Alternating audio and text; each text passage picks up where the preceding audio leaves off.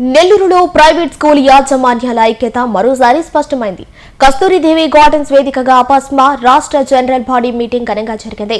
రాష్ట్రం నలుమూలల నుంచి భారీగా హాజరైన ప్రైవేట్ స్కూల్స్ ప్రతినిధులు విద్యారంగ సమస్యలపై చర్చించారు. ఇదే సమయంలో సర్వోదయ కాలేజ్ నుండి కస్తూరిదేవి గార్డెన్స్ వరకు భారీ ర్యాలీ నిర్వహించి తమ ఐక్యతను చాటుకున్నారు.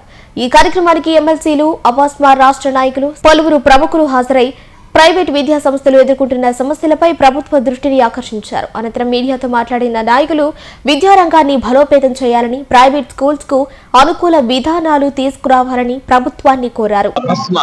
అంటే Andhra Pradesh private unaided schools management association వల్ల స్టేట్ జనరల్ బాడీ మీటింగ్ ఈ రోజు నెల్లూరులో జరగడం చాలా సంతోషంగా ఉంది.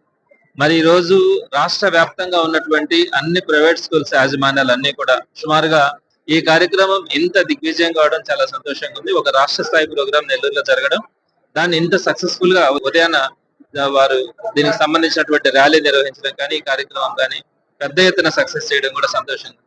మరి ఈ సందర్భంగా ప్రైవేట్ యాజమాన్యాలు ఉన్నటువంటి సమస్యలన్నింటినీ కూడా ఇక్కడ డిస్కస్ చేయడం కూడా జరిగింది. ప్రభుత్వాలకు అతీతంగా, పార్టీలకు అతీతంగా ఏ ప్రభుత్వం ఉన్నా కూడా వారి పట్ల సానుకూలంగా వ్యవహరించాల్సిన అవసరం అయితే ఉంటుంది. ఎందుకంటే అతి తక్కువ ఫీజులతో వారు ఒక క్వాలిటీ ఎడ్యుకేషన్ ఇవ్వడం, అటు పేరెంట్స్ కానీ అలానే అనేక మందికి ఎంప్లాయ్మెంట్ ఇస్తూ కూడా వారు ఒక చిన్న ఇండస్ట్రీ లాగా ఆ ప్రైవేట్ ఇన్స్టిట్యూషన్స్ నడుపుతా ఉన్నటువంటి పరిస్థితుల్లో ప్రభుత్వాలు తప్పకుండా వారికి సహకరించాల్సినటువంటి అవసరం ఉంటుంది. ఆ సందర్భంగానే గతంలో వైఎస్ఆర్సీపీ ప్రభుత్వం ఉన్నప్పుడు, మేము ఎమ్మెల్సీలుగా ఉన్నప్పుడు కూడా వారికి సంబంధించినటువంటి అనేక అంశాల్లో జగన్మోహన్ రెడ్డి గారితో మాట్లాడి ఆ రోజు కూడా సాల్వ్ చేయడం జరిగింది. అలానే ఇప్పుడు కూడా వారికి సంబంధించినటువంటి కార్యక్రమాలని రాజకీయాలకు అతీతంగా, పార్టీలకు అతీతంగా వారికి అండగా నిలబడడం కూడా జరుగుతూ ఉంది. రాబోయే రోజుల్లో కూడా ఏ పార్టీ ఉన్నా కూడా ప్రైవేట్ ఇన్స్టిట్యూషన్స్ ఎప్పుడు కూడా బాగుండగలగాలన్న ఆలోచనతో ఒక తక్కువ ఫీజుతో క్వాలిటీ ఎడ్యుకేషన్ ఇస్తూ చాలా మందికి ఎంప్లాయ్మెంట్ ఇస్తున్నటువంటి ఆ ఇన్స్టిట్యూషన్స్ కి ఎప్పుడు కూడా తోడుంటామని, వారికి సహకరిస్తామని కూడా ఈ సందర్భంగా వారికి తెలియజేయడం జరిగింది. వారు బాగుండాలి, అందరూ బాగుండాలన్న ఆలోచనతో ఈ విధంగా అందరూ కలిసి నిర్ణయాలు తీసుకోవడం కానీ, ఒకరికొకరు కలిసిమెలిసి ఉండడం కానీ, వారు యూనియన్ పటిష్టతకు వారు వెళ్తున్నటువంటి దారి రాబోయే రోజుల్లో కూడా అదే మార్గంలో వారు కొనసాగుతూ ఆ యూనియన్ ని పటిష్టం చేస్తారని మనస్ఫూర్తిగా ఆశిస్తున్నాను.